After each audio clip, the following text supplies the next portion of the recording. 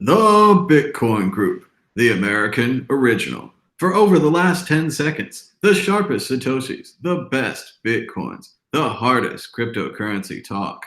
We'd like to welcome our panelists, Ben Wales from BTC Socialist, Christian Rutzel from Raspberry Blitz and Doge Rain. Yay, welcome everybody. Crypto Raptor from England. What's up? Josh Kigala from Voltoro. Hi. And I'm Thomas Hunt from the World Crypto Network. Moving on to issue 1, Trump talks Bitcoin. Donald J. Trump wrote on Twitter on July 11th, I am not a fan of Bitcoin and other cryptocurrencies, which are not money and whose value is highly volatile and based on thin air. Unregulated crypto assets can facilitate unlawful behavior, including drug trade and other illegal activity. Meanwhile, in the same U.S. government, Federal Reserve Chairman Jerome Powell said, we haven't seen widespread adoption of cryptocurrencies. Really, almost no one uses Bitcoin for payments. It's a store of value, like gold. Who's right, Trump or Fed Chair Powell? Ben Wales. I really like the, so if you look at the actual language which Trump used, so it can be used for illegal activity. And, he's not a fan. So he's not expressively saying, it is used for illegal activity and Bitcoin is evil. So the language has changed from a few years ago. So even though it seems quite negative what he said, actually it's not a direct attack on Bitcoin.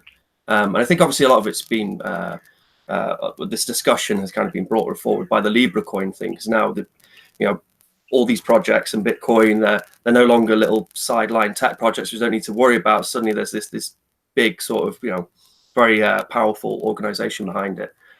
So the way in which he said what he said, I think is very important and something which a lot of people have kind of overlooked.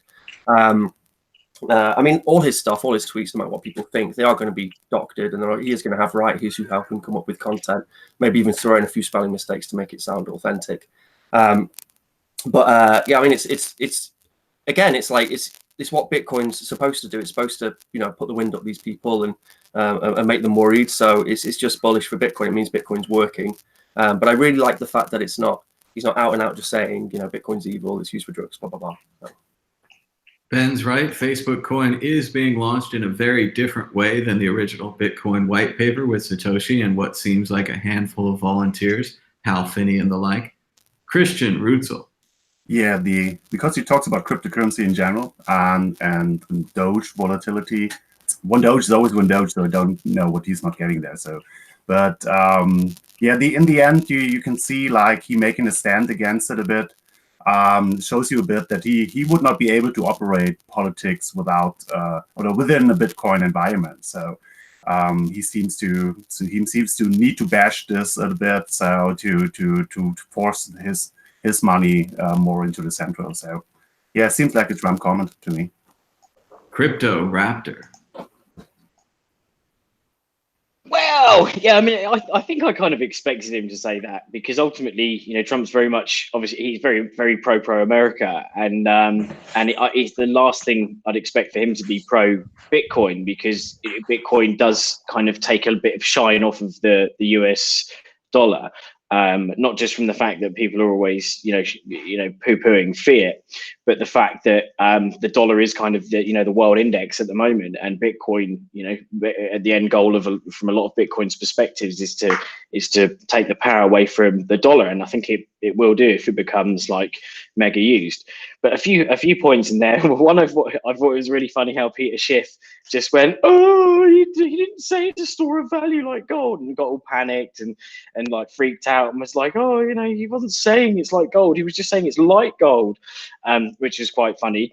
But also the fact that It was only yesterday that, quoting Dan Heddle, that the bank fines since 2008 crisis is 243 billion, and the entire crypto market cap, is 327. So we can already see that just from these basic figures that the banks are doing a lot of crap that seems pretty much illegal. And you could argue that, are they really regulated if there's that much money that's being fined? How much is the actual global impact of their dodgy dealings? What's the true impact of all the nefarious activities that go on with banking? From HSBC back in a few years ago with the cartels and their money laundering techniques. It's ubiquitous in banking. There's almost no bank that hasn't been caught up in a scandal, and they continue to do so. And if anything, people are trying to reduce regulation, or at least there's a slight bit of a movement, certainly from Trump's side. So yeah, I find that all quite interesting that the banking industry, once again, it's like, oh, the banking industry, the Bitcoin's bad, it's all money's nefarious, blah blah blah. And yet, if you just look at the existing system and ask the single question, if you were to rebuild the financial system right now from the ground up, everything fell to shit, you would not choose the financial system that we currently have. What the Fed said was quite a contrast compared to what Trump said. Josh Kagala. Aha, you're muted. Mute. All right, there I am. Yeah, so, this is an old argument. It's a classic old argument. And when you see things like JP Morgan, who only deal in fiat, having an entire ship that's with over $1 billion worth of cocaine, getting busted, I can hardly say that crypto is what's creating the market for illegal substances. I mean, it's ludicrous. Pretty much, and I tweeted about this. Pretty much, this argument is saying, look, Mr. Trump, there is. When you have a look at the supply chain of the drug industry, you're pretty much from the sowing to the reaping to the trafficking to the movement to the bribes to the rolling up and snorting that stuff up your nose is fiat all the way. And to say that crypto somehow allows this to happen is just ludicrous and insane. And let's say that fiat or USD allows all this. Should we ban USD because it allows criminals to use it? No, money should be money. It should go back to good old-fashioned police work. If there is a crime, then good old-fashioned police work should solve the crime and do whatever they need to abide by laws, not control a money, which is obviously good money because even criminals want to use it because it moves value. Moving on to the exit question. Will Trump stick with his opinion on Bitcoin, or will he change his mind like so many other things? BTC Socialist. No, it will. Yeah, of course he'll change his mind. It's just a sort of flash in the pan comment. And he probably doesn't believe it himself anyway. So I think Trump's probably a bit of a gold bug himself. So I'm sure he can see some value in Bitcoin. But like Christian said, in order to have his policies, he needs the ability to be able to print money and then fluff up his economy. So yeah, and then also as a nationalist, he wants the US dollar as his the strongest currency in the world. So. Which Bitcoin is actively trying to oppose. So, but no, as a human being, I'm sure he'll definitely change his opinion on Bitcoin. Christian Rutzel. Yeah, if you followed Trump a bit over the last weeks, months, you were seeing he pushes a lot the Fed to lower interest rates, so to make the economy booming again on cheap money. So yeah, I think his policies all depend on cheap money, and like was given the tax breaks. This was given the big military budgets, big spending. He's a big spending guy, so he needs the cheap money. Maybe he will be a little bit go off the Bitcoin illegal thing, whatever. So see a little bit value in there, but I think he will defend the US dollar way, way, way long. Crypto Raptor. Well, I think if he was to apply, Trump, I believe from what I understand, he's pro-gun.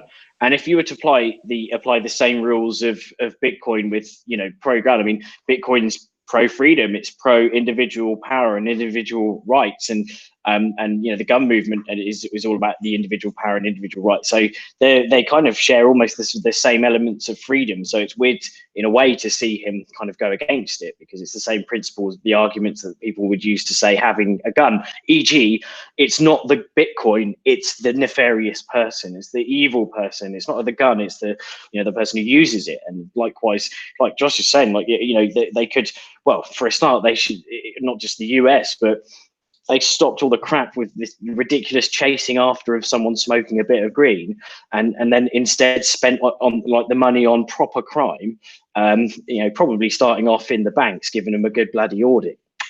I don't know, but I think he'll probably stay the same, to be honest. I think it takes too much power away from the dollar, and I don't think he likes that. Josh Kagala. Yeah, I mean, it's funny because Bitcoin was like boiling the toad slowly in water, slowly heating it up. There, no one really noticed it was there. It was kind of hidden in plain sight. But Facebook Coin really blurted it out through a megaphone. We got 2.8 billion people, and we're about to have private money. And I think everyone went, whoa, over in the US government. And you saw them blatantly say, hey, this will disrupt our control over the world financial system. So, this is when they're going to take a closer look at all cryptos. I don't think they can ban it. They can only just say, no, we don't like it. And I mean, I think America's too much steeped in the story of freedom. I think a lot of people would get very upset. Of course, they can pull out the drug and child porn and all these sort of cards to say that that it's being used for that. They could pull that out and make it illegal, but I think they're gonna find it very hard, especially with large players gaining more and more power, like Coinbase, like Circle, some of these large players. So I think it's going to be very, very difficult to just blatantly put a ban on Bitcoin. Josh is right. It's the story of freedom, but actual freedom is dangerous. Trump will change his mind. He always changes his mind. The worst part about this whole Trump event has been seeing all these people on Twitter writing back to him, still saying, "Dear Mr. President," and all these kind of things, while they then went on to disagree with him, as well as everyone else who, let's remember back all these years, Trump's a businessman. Trump's an entrepreneur. He's going to support Bitcoin. He's a conservative. He's a Republican. He's hands off. He's anti-regulation. He'll be on your side. That Hillary doesn't like Bitcoin. And where are we now? Trump's first public statement. He hates Bitcoin. It's criminal, dirty money. You're a bunch of drug launderers. Mr. Law and Order is back again. It's Nixon ×2. We're back again. It's 1972. But we're moving on to our next issue. Issue 2, Bitcoin price, the golden cross. According to Coinbase and Omkar Godpool, Bitcoin price charts point to an impending golden cross. Meanwhile, the Bitcoin price dropped $2,000 in 24 hours, but the bull view is still intact. Many media commentators are negotiating and saying that this price drop is because of Facebook's cryptocurrency, or the price drop is because Facebook's currency is being regulated and won't be released on schedule. Or maybe it's because Trump attacked Bitcoin. Christian Rutzel, why is the price of Bitcoin down, and when will it go back up? Wow. The problem is with the price thing, I'm always so bad. So I don't, even the small drops, small gains now for a day or something, I find it very hard to comment on. So long scale, I think we are all kind of believers that there's a lot of value in Bitcoin, and we'll see a lot of price movement there. But those little drops and downs, I'm not the person to comment on that. So maybe Ben,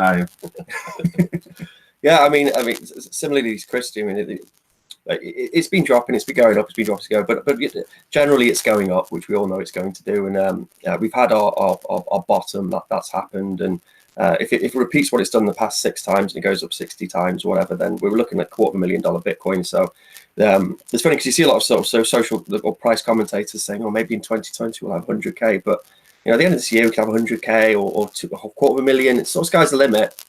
And these movements, they can be triggered by whale action or just people even if they don't believe the Libra coin would have like a negative effect on the price, or if the Trump comment would have a negative effect on the price, they'll rush to the market to sell some coins and then try and buy them up when there's a little drop. So yeah, if it was significant, then it would have impacted the price a lot more. It would have dropped a lot more.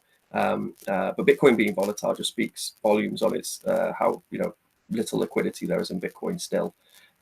So yeah, it's not worth worrying about or stressing out about. And don't try and trade this stuff on a short term because you're just going to get wrecked. Just buy, hold. Yeah. Crypto Raptor. I've forgotten the question again because there's a bit of commotion in the room. The price of Bitcoin, why is it down, and when will it go back up? Or will Why is it down? Why is it down? Because the powers, it's they are holding it down. We'll forget about they, his until no. But I think it's very easy sometimes. I think to attribute a piece of news with a price movement. Jesus. But sorry. And there's a price movement right there. Maybe Dan will have to get the phone, and we'll go to Josh from Voltoro. Josh, why is the price down? When will it go back up? Josh is muted and frozen, and Ben's got staticky microphone. So we're keeping it going. Go ahead, Josh. Am I?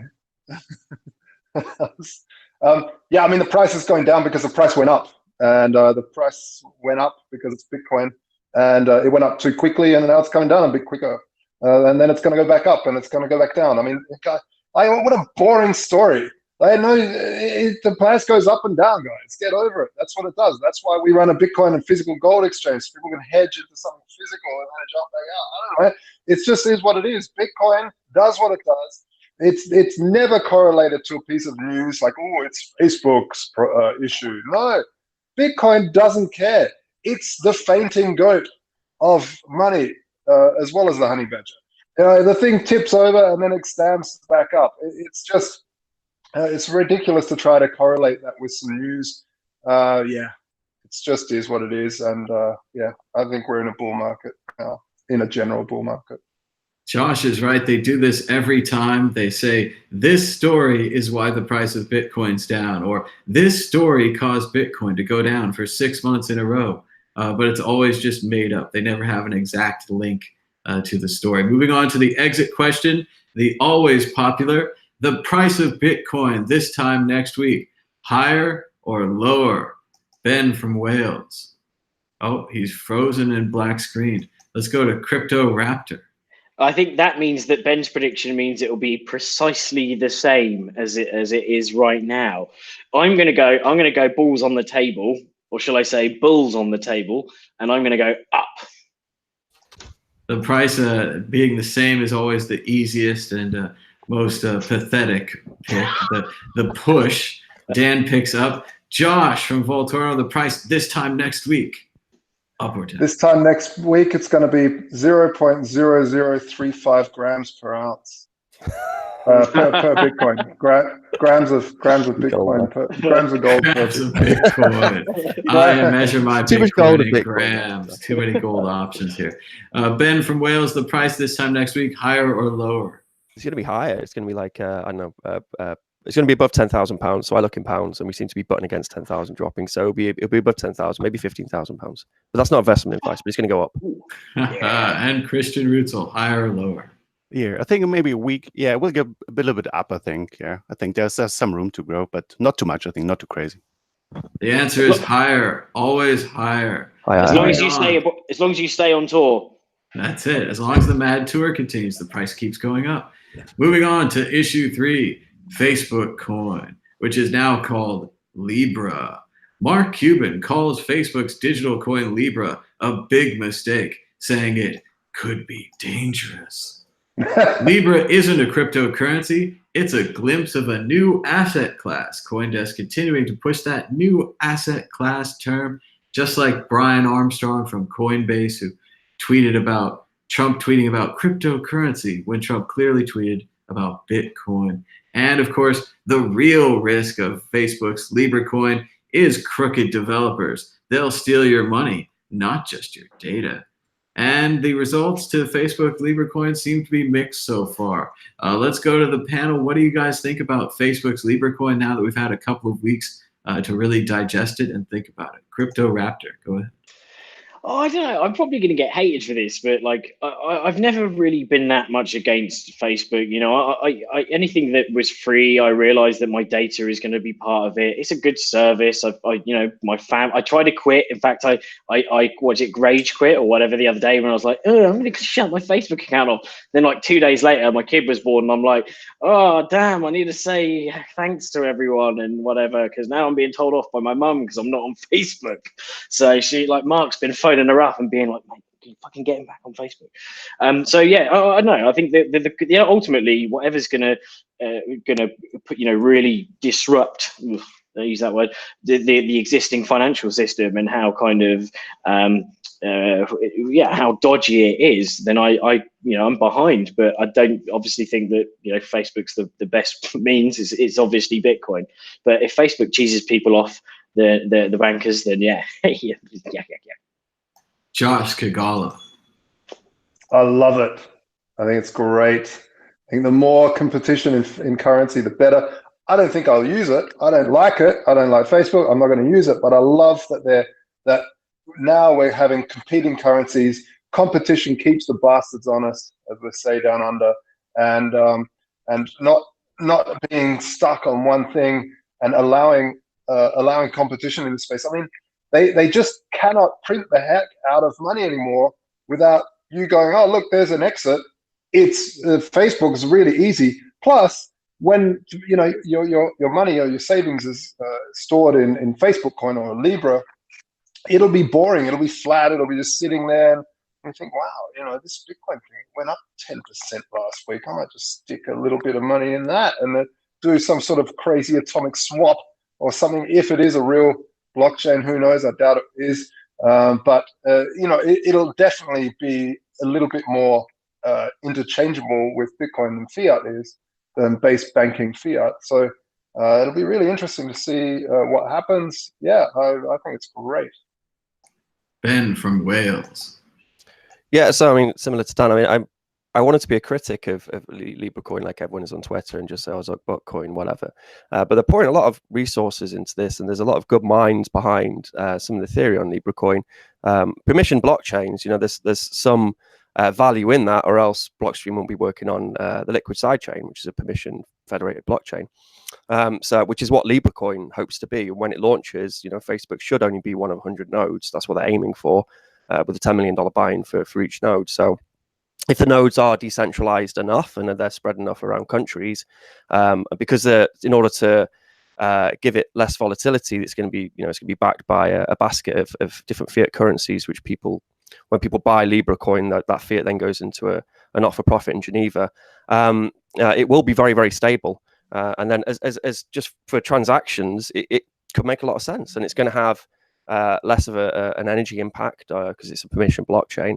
And also they're building this as a programming language on top of it, Move, and they hope to implement things like Lightning, which would then also give you some privacy as well. So I'm not quite sure how they'll do that. I don't know if that's just sales blur, but if it goes to what they're proposing, which usually I wouldn't trust, if like some shitcoin ICO, whatever, but the very fact that they have quite a lot of time working on it means that maybe you can. I mean, it doesn't really matter because Bitcoin isn't. We're using it dumbly. We're like, yeah, this has value. Let's pass it between each other. Bitcoin is far much more than that. It's digital gold. It's the most digitally scarce thing on the planet. You can do all sorts of funky things. Spending a transaction, just sending value from one person to another. As we've seen with Lightning Network, you can use that one transaction to do millions of transactions if you lock it up in a channel. So yeah, I mean, Bitcoin's not going anywhere. It's still digital gold. It's the most digitally scarce asset on the planet.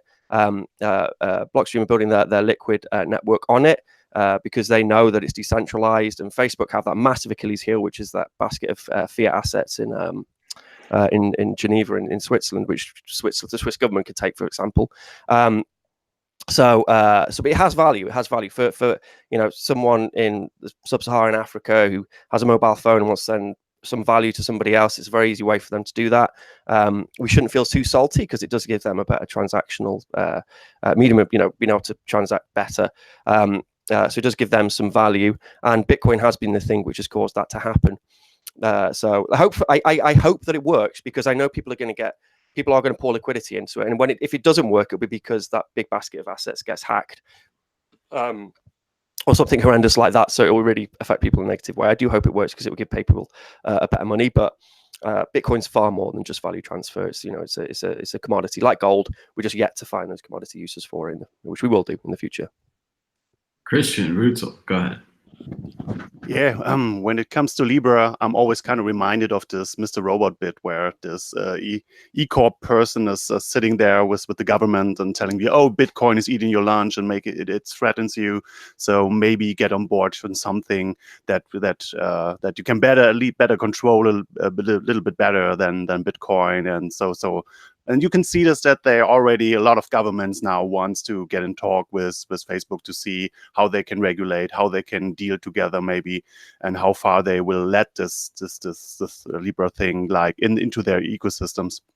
So yeah, on this kind of thing, yeah, it's a bit the eCoin thing, but it's, at least from my perspective, and this is with every cryptocurrencies that are out there, if they really manage to teach people about protecting your private key and things, like giving you the basic education about cryptocurrency, I can see some value in there. But I think Facebook's already doing a custodial wallet and all these things, so we really have to be skeptical how much cryptocurrency education will be done through that. So, but it could be a nice entry point into the Bitcoin kind of world, into the rest of the cryptocurrency world. The rest we really have to see where it goes. I think it's a great advertisement for Bitcoin, and Bitcoin's Trojan horse has just gotten bigger and better. We're going to roll out the Libre coin. Like Ben said, it's going to hold its value. Bitcoin's going to go up in value. Why are you holding Libre coin when you could be holding Bitcoin? That's what people are going to ask. And maybe if it gets offered on some of these exchanges, you'll have an easy way to trade your Libre coin for Bitcoin or anything else. So I think it's pretty exciting. Also, remember that it's backed, like Ben said, by a basket full of fiat shit coins. So it's backed by shit. So if the whole economy goes down, the Libre coin goes down with it. So yes, it's very stable right now for payments. It's great. But when the whole economy collapses, so much for Libre coin, so much for Facebook coin as well. But moving on to, go ahead, Ben. Sorry, I mean, that's part of the argument for it, in that it will have, so if the dollar crashes, then you've still got yen in there, so it will kind of keep more stability. So it'll have. But when the dollar crashes, the yen crashes. And when the yen crashes, this is it. Ruble crashes, again, and the euro crashes. They all crash. I'll go back to Keynes and his Bancorp. So Keynes had a much better idea, which was just to not have money in the basket of assets, but to also have commodities such as gold and oil and everything else, to try and create as much stability as you could possibly have. So they have the smart move, and they missed it with all their PhDs, and Bitcoin, is to put Bitcoin in the basket. You put Bitcoin in the basket. That way, if Bitcoin goes up and the dollar goes down, Facebook coin's still okay. Exactly. They haven't done it now. Maybe they could do it in the future, just like Vitalik. They can weasel. They can change the distribution. They can change all the rules after the game has already started. But that's where there is a difference. So you haven't got some cocky 19-year-old Russian kid creating this currency. You've got real powerful minds who've been working in distributed computer systems for 30 years, and economists who are top of their league, and academics, and so a lot of people who don't like Bitcoin for, say, proof of work, for example, are now pouring their attention into and energy and intellect into Libre coin. So it has value as a proposal if it works as they want it to work. And all the king's horses and all the king's men could never put Humpty Dumpty together again. But they have to try, right? They're getting paid. They're on the clock. Let's move on to the exit question. Force prediction: Facebook Libre coin or Ripple? Which one would you use, Christian Rutzel? Whoa. Okay, if I really have to choose between those two, yeah, I would try out the Libre thing and see how far I can push on the cryptocurrency angle. So. Oh, Ben from Wales, go ahead.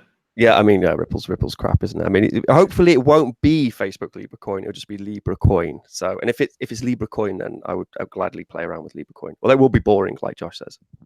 Crypto Raptor, can I get you some Facebooks? I literally threw up a bit when you gave me the alternative, and but I don't know. I think it would be Facebook, but then the thing is the Libre coin. But the problem is this: how is Facebook not going to have an army, a shill army that's worse than Ripple? Just imagine all the crackpots that are on Facebook. You know, you look at crypto Facebook compared to crypto Twitter, and imagine now you combine that with the shill army of Ripple, but like 50 times the size. And oh geez, yeah, I'm worried for the future. It's coming. Josh Skagala, Facebook coin or Ripple? Oh man, I'm in that throwing up phase as well. You know, the thing is, I feel bad saying Facebook coin because even though I can't stand Ripple, at least they're a little startup that made it. You know, the scam coin that could, the little scam coin that could. But I don't know. I think I think I would go with Libre just purely because I feel that Libre is something that's actually useful purely because they've got this massive 2.8 billion network effect already, and it would be very, very interesting to see it being the first true. Well, I guess it's not purely the first because we have WeChat and all these guys already doing it in China, but it'll be the first in the West to really take on a national government's coin or money purely because of the network effect. So I think I'd like to try it, Libre coin, yeah. The answer is Facebook coin, a complete sweep for Facebook coin. Josh, a bit not sure. What about Facebook coin versus USD? Oh, Facebook all the way. Because that is what's coming next. After Ripple's gone, they'll be taking on the USD. Bad luck for Ripple, falling out there 5-0 in the voting. So much for your millions and billions of dollars in Ripple. Moving on to issue 4. Bitcoin mining industry is booming. The Bitcoin difficulty has soared 14% to an all-new high, but many are still concerned that Bitcoin mining takes too much power. Josh from Voltoro, we're going straight to you. Does Bitcoin mining take too much power? We're at an all-time high on the hash rate, or does the hash rate simply lead the price? Is the price following the hash rate, thus making Bitcoin mining always attractive no matter how much power it uses? Yeah, I mean, Bitcoin mining has never really been that attractive at any stage, apart from people that are willing to hold it. Even at $10, it was costing more to mine than that you'd get, even though you get a lot of coins, because you'd have to hold it for a while. I think the thing is that what a lot of people get wrong is that what Bitcoin mining is doing is actually promoting the search for alternative and cheaper energy, and it's promoting it like crazy. And we're seeing the discovery of electrical resources that we haven't used before, purely for mining. It's absolutely phenomenal what Bitcoin has spawned in terms of the search for renewable energies, because they're cheaper in the long run. Once you can set it up, you've just got a waterfall that's constantly coming down. Hey, let's tap that, chuck a miner on it, and then hey, we're mining this. Why not use other things for this power? So I think it's wonderful, the proof of work. I don't see it as a waste of power. I think the biggest waste of power is talking about how much it's a waste of power. Ben from Wales.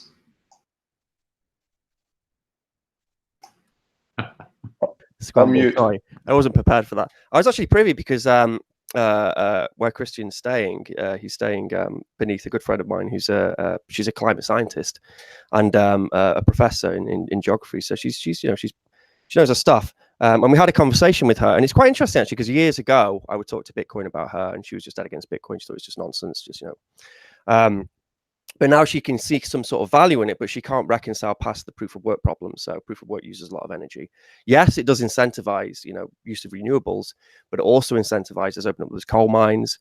And then, some sort of nationalist populist leader like Trump can use that as an excuse to say, well, it brings jobs into this community because we've opened up this coal mine, and there's actually a lot of fossil fuels which can be used for, it can incentivize fossil fuels, being used to secure Bitcoin.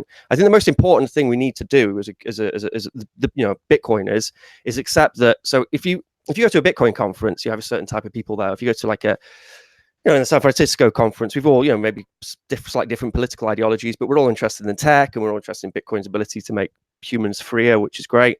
If you go to a mining conference, they're interested in business, they're interested in money, they're interested in just making money. Some of them may have personally, they may have some alignment politically with Bitcoin and the cause of Bitcoin, but most people in the mining industry, they just want to make bucks. So I think it's, for me, if you frame miners as just security professionals who are employed by Bitcoin to secure the ledger, to secure the blockchain, and then you have miners then have the choice. They can either use renewables or they can use fossil fuels. So we had a Christian and my geographer friend had an absolutely excellent debate and discussion on this, and I wish that I sat there thinking, God damn, I wish I had my camera with me because I would record it and it'd be absolutely brilliant. But I think, and she very much, as someone who's concerned about the climate stuff, like, okay, as Bitcoiners, we think that, incentivizes renewables, and then we don't want to acknowledge so much that it uses some dirty energy too. For other people, thinkers in this world and technicians and computer scientists, that is a big problem. So if we can shift the blame from it's Bitcoin's fault and proof of work's fault, which causes these big CO2 emissions, it's actually the fault of the miners on their operations, not choosing to mine in countries where there's good access to renewables, then that will be better. So for her, now she can focus her energy, and she can disagree with those miners, and she can target those miners who are using fossil fuels as opposed to just targeting Bitcoin, which I think is a more helpful dialogue for the future. But does that make any sense? Aren't the miners always going to use the cheapest available power? And if Yeah, they they will don't use use- the cheapest available they power, will someone use- else will undercut them with the next Sure, but- cheapest available Yeah, power. so sure. So if we look at the Bitcoin price, if it ramps up and if Trump does change his opinion and then he just tries to mine as much Bitcoin as possible, and then he opens up all the coal mines and then he adds government subsidies in order to be able to mine Bitcoin, then that's a very bad thing. So with the price going up, it's very much correlated to the hashing power of Bitcoin. And in fact, we've hit like an all-time high in hashing power. It's like, 65 exahashes or whatever, or 70 exahashes, I think we hit. So if it goes 10x to 100k, then we can assume that's going to go up to 650 hashes. So that's a lot of energy which we're using.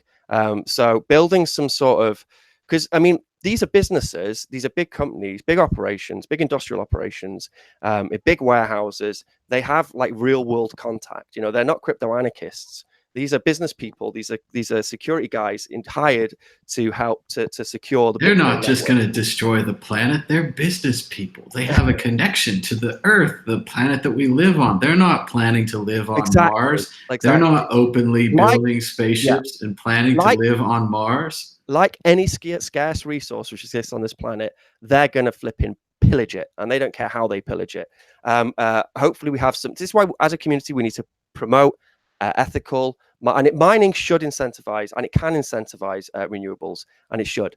So yeah, if only Satoshi had put that recycled energy flag in the white paper. If only we had it coded from the beginning. You can only use wind and solar to mine this computer program. There has actually been Christian, he was actually in a conference where people were proposing such nonsense. But Christian also showed me an excellent Hal Finney quote, which is from 10 days from running Bitcoin. Hal Finney put on Twitter, trying to think of a way for Bitcoin not to use up so much CO2. Christ, it's any energy we use as society progresses, it uses more energy, and that's a good thing. But it's okay to think that using too much fossil fuels is a bad thing, and maybe we can try and tackle that issue somehow. Maybe because these are real world businesses, maybe they can be, they can be made accountable for using fossil fuels. Or maybe those greenies and those, like my friend the geographer, maybe that's where their line of sight, they should be targeting those guys and not Bitcoin and proof of work, because proof of work isn't evil. The way in which you do proof of work can be, bad for the environment, bad for the planet. All right, Christian Rutzel, go ahead. I think I've just stolen pretty much everything Christian Rutzel was going to say, because this is more his, Yeah, this is really the one realization I always had. I absolutely like proof of work. Proof of work is a beautiful system to create an open permissionless blockchain. So, but we were seeing that we from this personal miner that was mining in the basement, putting some kilowatts into some Bitcoin. Those times are long gone. We're talking about a big industry, and it's and we have to a little bit step back, maybe as common Bitcoiners, to just defend this industry on every little thing they do. So, but we have to defend those to do right and do it in a good way. And and here comes the point: there is no crypto anarchy for business for such big mining operations. Crypto anarchy works if you can avoid attribution to your person or to your company or something, but they are so big, using so much energy, having so big heat emission, you're on the map, you will be found, and you're playing in another system. You don't play in this crypto anarchy world we kind of a little bit used to with Bitcoin. They're playing really in a highly regulated energy landscape, in a having to do with governments, and even if the government's protecting them because they have a deal with the government or something, you really have to answer to civil society at one point. So I think really, yeah, it's a hard way. I think we should at least start to think how we can blame fossil fuel miners a bit, and at least get this out of our system, to not defend them, or just be in in a so what kind of attitude. Because if we want mass adoption and kind of Bitcoin, and we want normal people to see value in Bitcoin, we have to answer that question on the CO2 topic, even if some people in our community don't care.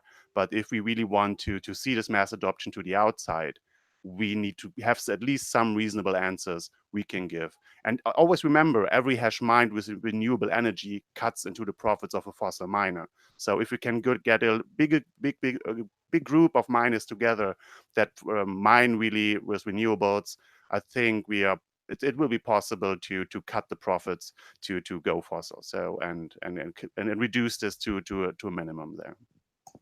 Crypto Raptor. I'm going to go to my default, since I'm here in the CoinShares office as well. The default report, which is the mining report they produced, that said, and it's been quoted everywhere, 74% at the moment is coming from renewables. Now, that's a really healthy figure, I think, certainly for compared to what a lot of has been bandied about. Oh, sorry, what were you going to say, sir? Okay. I think it's oh, go on. Yeah. Mic up. Yeah, just on the numbers. I know they sound good, and it's good to see them at least that high. But you have to take into account the whole complete energy that is Bitcoin is mining. Bitcoin is a very power hungry system. So even if it would be just 10% from fossil fuels, it's a fucking dumpster fire, and it's nothing at least to be proud of. And when it comes to the CoinShare numbers, and you have to keep in mind those are the most Bitcoin friendly reports we have on this topic. There are other studies that come to not that good numbers. But even if we take those numbers, we don't see a good trend. Even from the last year kind of CoinShare report, there was not an increasement. So even if you say, oh, look, there's more investment into renewables than into fossil fuels for mining, we should see results in really building up more and more renewables. If those investments, spending for renewable energy, is not creating more and more renewable mining, then those investments seem not to work. So I'm interested in the outcome. I want to see results. If we will see from year to year a better number, like next time it's 80, then it's 82, and we see there's a trend going to renewables, I'm a little bit more on ease. But even from the last year, we had a small downside. So 2% going down the renewable. Yeah, I think it's 78, 74 now, isn't it? Yeah, a little bit like that area. So at least we have, it's not a topic we should relax on. So we should at least think about how we can get better on those numbers. Definitely. And I think, there's already been the push over the last 20 years for companies to go green, and you've got things like carbon credits. Obviously, that doesn't apply to, I think, was it Iran recently, where they started firing up loads of coal power stations as well. But there's a few other kind of things that make you think twice about that energy being used. And unless there is new fossil fuels burning just to make that Bitcoin, think about like the PlayStation 3 back in the day when it came out with folding at home, and you were using your wasted CPU cycles to fold proteins. Now the way the energy kind of, you can't store energy very well. I mean, Tesla are doing a bloody good job at trying, but you can't store it very well. So there's a lot of excess kind of energy that's not going to be eaten up, and it's a good thing to be using that if it's going to be burning anyway. So I think there's kind of not intangible efficiency, but kind of more clouded benefits of if Bitcoin actually using that electricity. Plus, I think agree with other people that there's going to be more of a drive to actually use renewables, and there's going to be social pressure as well, because a lot of I say a lot of the left, for example, well, I know you can't split it down by that. That's absurd. What a twat.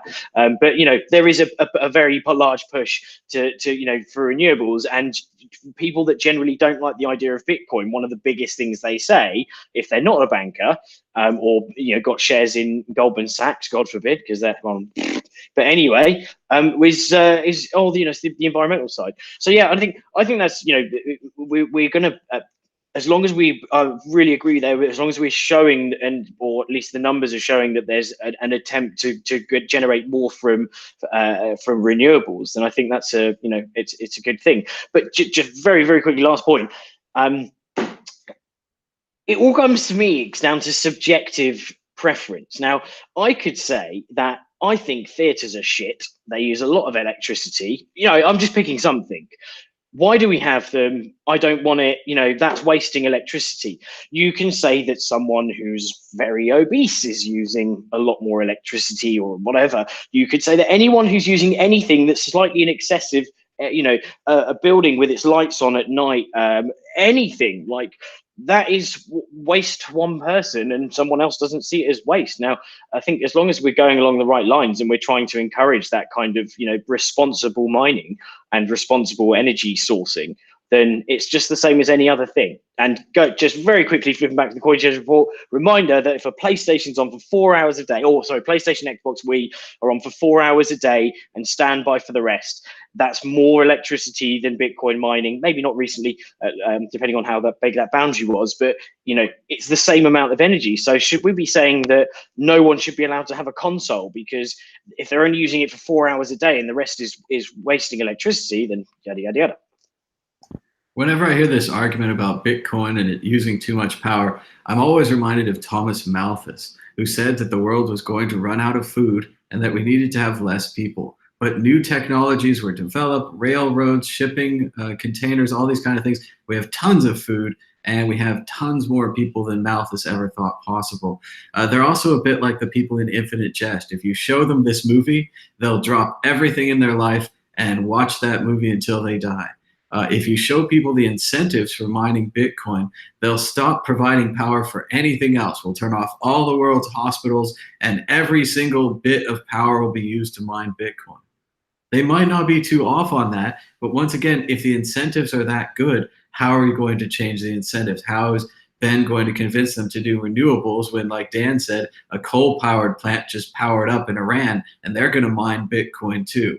If the incentives really are that good, it's going to be unstoppable. I think it's better to look at it through what do we gain from Bitcoin versus what do we gain from the banking system? What do we gain from endless inflation, robbing money from the people versus having a sound currency that's not built by a bank, a government, or a central bank that's actually independent, that no one gets an advantage when you use Bitcoin. It's a level playing field for everyone.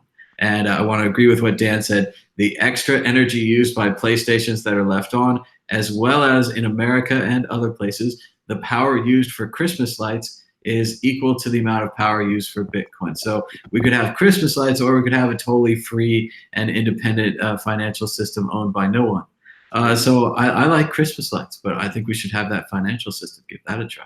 Yeah. Go ahead, guys. And it's funny because Trump started off saying that, well, it's out of thin air, nothing is backing it. Yet here we are having a conversation how it's using more electricity than Singapore or whatever it is. I mean, it really, people, there's two sides of whatever you want to choose. Like, oh, it's made out of thin air, or it's using too much electricity. I mean, which is it, guys? I also like the country comparisons. It's always getting bigger. It's always like Switzerland, Singapore, Trinidad and Tobago. We're bigger than Kamchatka now. We're bigger than Japan. Go ahead, Christian. Yeah. So the comparison with the Christmas lights or with the PlayStation thing or with the stuff we leave on, here comes the point. I'm not in the PlayStation business. I'm not in the Christmas light business. I think if we just do finger pointing, oh, let those people solve this first, or let's switch this off first before we do our thing, then we're in a lock-up situations, and nobody will improve. If they point to Bitcoin and we point to Christmas lights, nothing will change.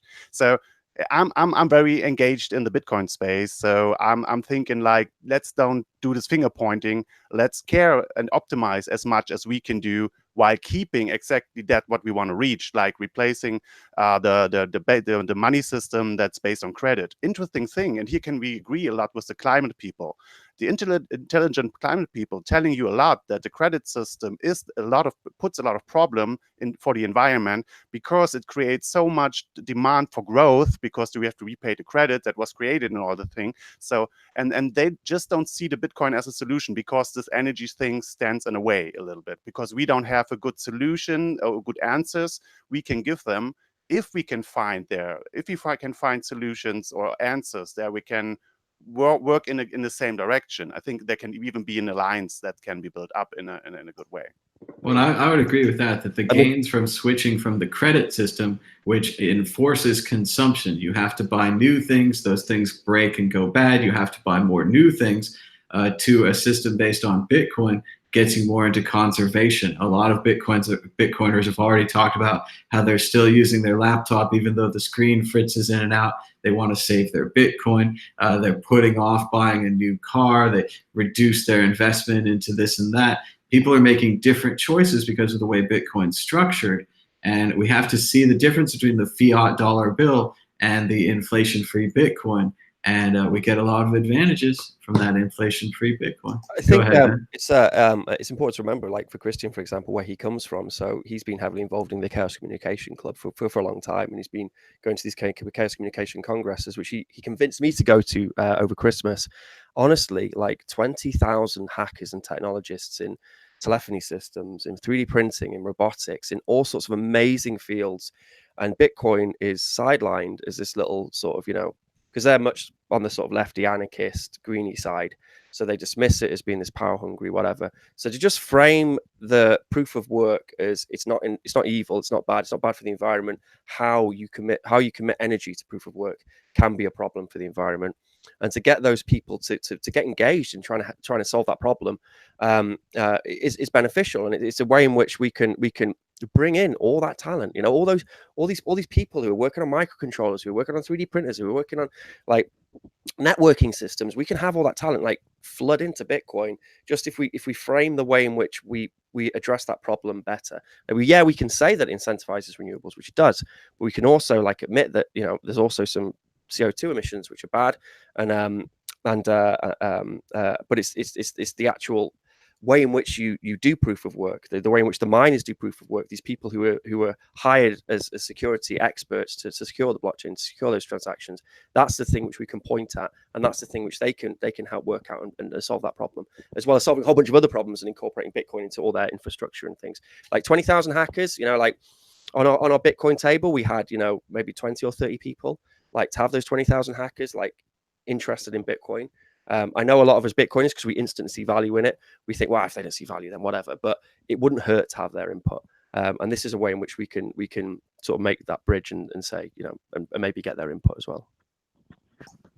Moving on to the exit question, popular commentator Max Kaiser says that the price of Bitcoin follows the hash rate. Is this true, Crypto Raptor? He's muted. Do you know what? I can't remember. I can't remember. I heard that there were some good arguments for one way, and I can't remember which it is because I can't remember. And it's a Friday evening. Up. It follows the price up and to the right. Yeah. Well, and one thing I do know is that the mining death spiral is not going to happen. Ben from Wales. As you know, I'm full left. I very much appreciate even the works of Marx, and I think his theory of value was beautiful in that he didn't just think that value was price. He thought the value was much more complicated.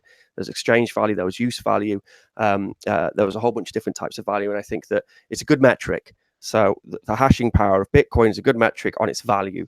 and we talk about Bitcoin being undervalued or overvalued, and just by saying that, we're saying that maybe, the utility theory value, that if something's priced, that's exactly how it should be valued by the people who are willing to pay for it. Maybe that's not entirely correct, so we can use the hashing rate as a Max is totally right. It does sink in, but we have like an all-time high on hashing rate, which means that maybe the price needs to catch up to that all-time high of hashing rate, which is why I'm very, very, very bullish on the price of Bitcoin.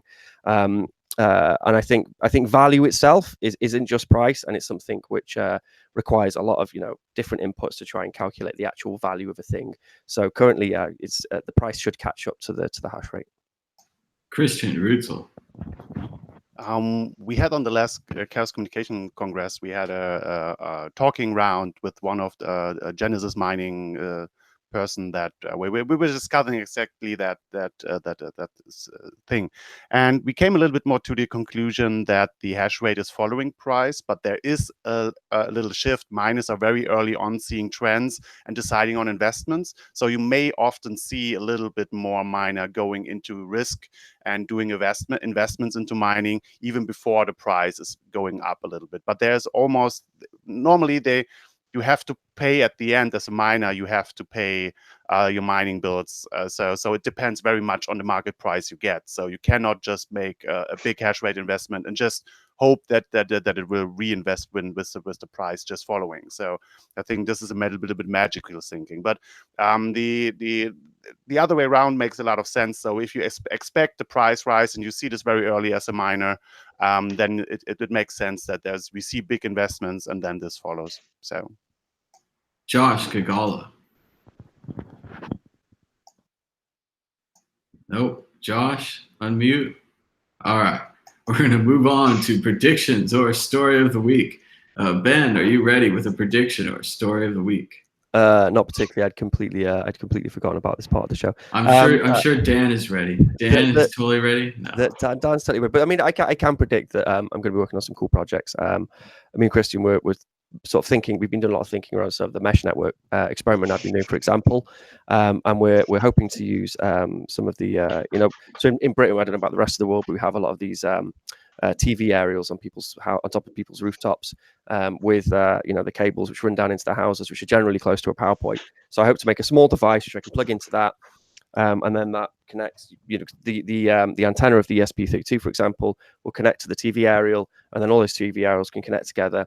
And then using that mesh network, I can broadcast out all the Bitcoin transaction data, which would be absolutely rad. That's sick. That's amazing. You're repurposing all that crap we've got on the rooftops, man. Dan, amazing. It sucks, doesn't it? And they're not being used for anything. So so hopefully I'm going to be working on that, and it's going to be good. But it may not work. It may just be like we're just speculating here. So that's my off the cuff prediction of the week. Is I'm going to try and work on that a little bit more. All right, Christian, are you ready with a story of the week or a prediction? Maybe just something that's going on in your world, where you're traveling next, something like that. Go ahead. A little bit loud from my world. What we at the moment are doing, we're putting together the Lightning conference in Berlin on 19th and 20th October. And now it seems more and more that we can have a final thing on the venue, and so tickets will be out soon. So this is kind of the event. So this is really now happening. The tickets will come. So anybody interested in Lightning and seeing the future of Lightning, the conference will be a little bit more than the hack days we had in the past. They're really from every implementation, big implementation. We will have people there. It will be great exchange of minds where we can go with the payment network of the future. So feel free to invite it. I think the URL is thelightningconference.com. Check if you can see any tickets to grab in the next few days there. All right, and Crypto Raptor, prediction or story of the week.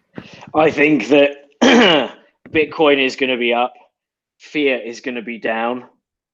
I'm not going to mention the A word because it gets me in trouble, but I do know that because I'm recently a daddy, that I'm going to be. My prediction is that I'm going to be clearing up lots of poo and lots of sick next week, and it's actually quite fun. Poo and sick, but it's fun. Let's go to Josh from Voltoro, who doesn't have that problem just quite yet. Go ahead. Well, I think there's so much happening in the space. I just wake up every day feeling like I'm living in a cyberpunk novel. I've got to reiterate what Christian said.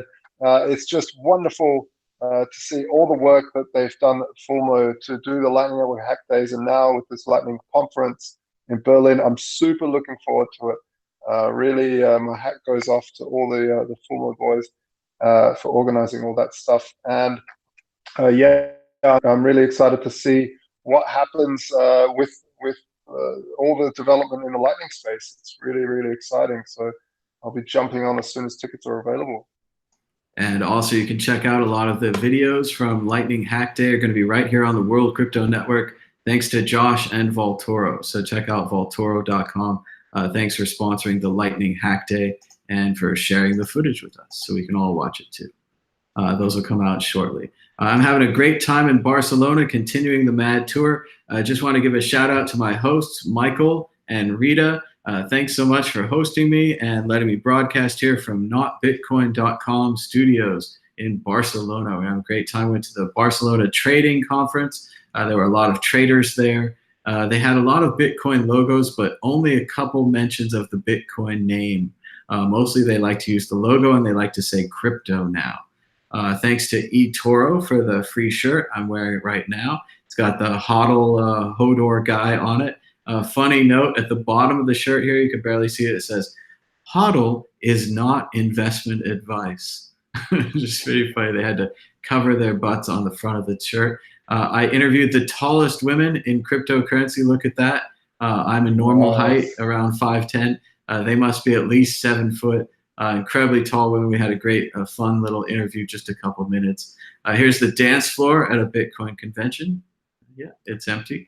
And upstairs we had, it's full of finance guys. My God, it's full of finance guys. And that's pretty much what happened at the convention. It was full of finance guys.